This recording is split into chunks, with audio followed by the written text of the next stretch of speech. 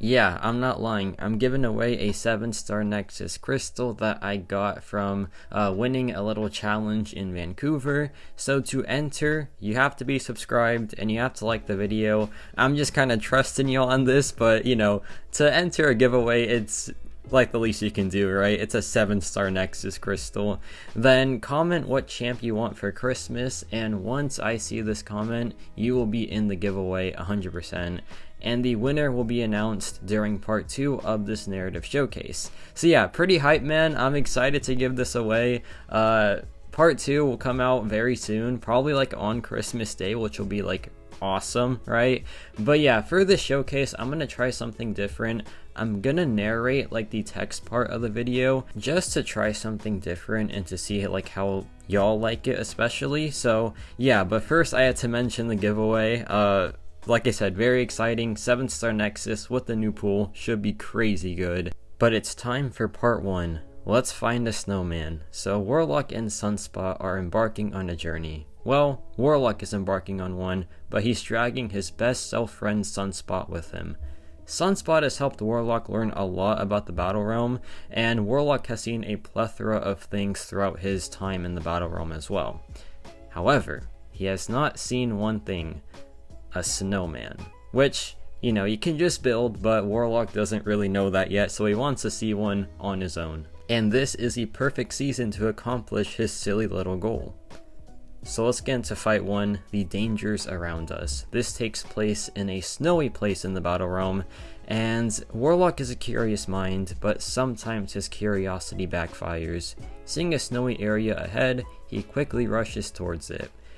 If a snowman existed in the Battle Realm, it would be here. Warlock did not know that he just stepped into Thunderbolt territory. Warlock brought Sunspot along so he could have a portable campfire, but now Sunspot needs to be a bit more than just that. Crossbones approaches a duo and he does not want to talk. Fight 1, let's get it, man. Sunspot versus Crossbones. Now, Sunspot is a very strong champion against these Purify characters because not only does he gain solar flare charges back, he also does gain power, so he can get to those special attacks even faster. So yeah, against Purify champions, phenomenal character. Even just in general, phenomenal character. Sunspot is my newest rank 3 champion, and I am so happy with this rank up because he is such a beast, man. He is such a good character, and you want to know why? Well, you're about to find out in about like 5 seconds, I want to say. So here we dropped the SP2, and yeah, that's why, right there. No crits, still did so much damage. And yeah, now we got encounter number 2, which is an ambush. It seems like Crossbones wasn't alone, and Warlock feels something hit his body. A card. That could only mean one thing. Before Warlock was able to ask to see a magic trick from Bullseye, Sunspot gets down to business. This is now in the content creator beta, just the simple rank 3 Bullseye, test matchup. And yeah, Sunspot is like one of the best Bullseye counters because he can perfect block those special attacks. While he does take some bleed damage, he just needs like one SP2 to end the fight, and you're about to see that coming up very, very soon. So there we go for a full combo into the heavy charge, into the SP2. We got one crit, we got a second crit, and he's down just like that. Now we have fight 3, his own little world. The fight continues as Sunspot prepares to deal with Agent Venom. Warlock is still surveying the area trying to find a snowman. It's like he's in his own little world. How cute is that? Now usually versus Agent Venom, you kind of, never finish with the full yellow bar since SP1 can really do a number on you, right? But not really for Sunspot, a champion that has perfect block like out the wazoo, like he has it all the time essentially. And yeah, no damage taken from that first SP1, and we're gonna try to do it again. We're gonna try to parry it, get the perfect block, and there you go. No damage taken at all in this fight yet. And yeah, I think the fight's gonna be over very soon after this SP2, which was so much overkill. That's just Sunspot for you. But now I got fight 4, a distant dream. Warlock promises Sunspot he will help deal with the Thunderbolts. That was until he saw a white figure looming in the distance. Excited at the thought of finally finding a snowman, he flees the scene.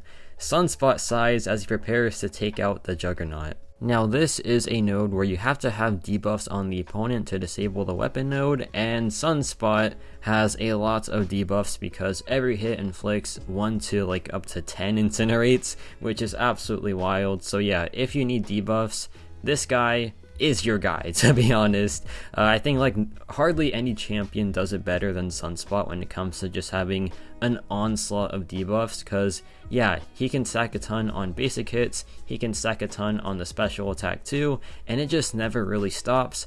Unless you're not a flare state charges, then it stops and it hurts, right? But yeah, here we drop the SP2 and the fight is just about over, and once again it's absolute overkill. But now we got Fight 5, a snowman. Warlock comes back to where Sunspot is with a huge smile on his face. He tells Sunspot he has found a snowman. That's hype. They both go to the location of the snowman, and Sunspot has to break some unfortunate news to his best bud. Warlock didn't find a snowman, he found a Magneto House of X. Magneto laughs at Warlock for his mistake, and this angers Sunspot cause no one makes fun of his best self friend. Can we get a base Sunspot in the chat? Cause yeah, I agree, no one messes with Warlock, he is way too cute for that. But yeah, this fight has Hale and Hardy, and it also has Vigorous Assault. So to disable Hale and Hardy, you have to knock down the opponent with a special attack. So I was like, yeah, he's gonna be great for this node because his power gain whenever he's heavy charging pushes him over a bar of power, but then once you launch the heavy attack, it gets rid of the regen and the unblockable. So he is pretty much perfect for this fight. Here we go back in, drop the heavy attack, and once again, disable the node. So yeah, very solid counter for this. And you know, it's gonna be an overkill situation again, that's my bet, and I think that it's certainly looking like it, man. We have 4 charges built up, he is almost down to like 30% health, we drop the SP2, and yeah, a thing of beauty yet again. Now it's time for Warlock to enter the fray, with Fight 6, Shattered Dreams. The duo encounters a wild Sabertooth, and Warlock takes care of him with ease.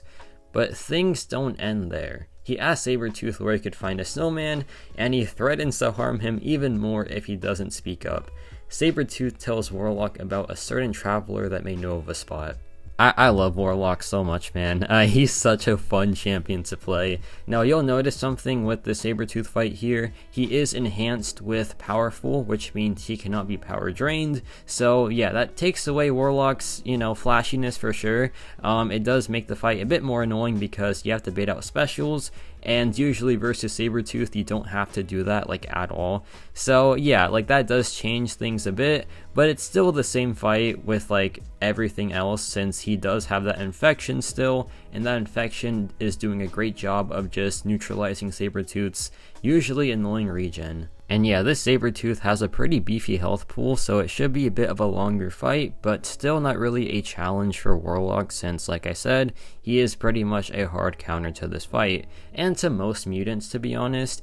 Maybe the current ones are a bit tough for him, but even then he still can take Dust pretty well. He still can take like Domino well even. So yeah, Warlock, he's kind of just this old gem that is still such a monster, man. He's such a satisfying champion to play too. Here we go for the relic into the SP2, and yeah, this should close out the fight, which it does with a beautiful crit right there. And now we have Fight 7, Out of Time. Warlock and Sunspot find Cable, who immediately initiates an attack. After a short battle, they finally begin talking. Cable says he doesn't know of a place where there's a snowman, but he knows of a guy who would love to help them find one. Sunspot has a vague idea of who this could be, and he lets out a big sigh. Now we have the short encounter with Cable here, and yeah, Warlock yet again just like hard counters this guy, especially if he gets that regen buff, because if he gets that regen, he is constantly power drained, and then those power gains just do nothing. So there's the regen, there's the power drain, and here is the beefy SP2, that's just a thing of beauty if you ask me. And yeah, this matchup is kind of over already, and it just barely started, I feel like. So there we go for the relic into the SP1, and the SP1 in a little bit, but yeah, there we finally drop it, and that closes out the fight. And that is encounter number 7. Now it's time for encounter number 8, which isn't a battle, it's actually a new journey that awaits us. Sunspot and Warlock find Deadpool. Amazing. Warlock tells Deadpool about his goal of wanting to find a snowman in the battle realm, and Deadpool is more than willing to help them on their journey. But Deadpool insists on something else. They won't just find a snowman, they'll find Santa as well, and I hope that he knows what he's talking about.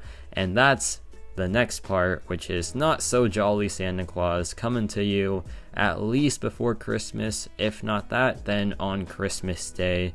So yeah, a fun little holiday special because, you know, I want to get into the spirit a bit more. So we got that, we got the giveaway, and we got the banquet event tomorrow. So it should be a very, very fun time. Let me know your thoughts on this video, on this narrative showcase, and yeah, that's about it for me.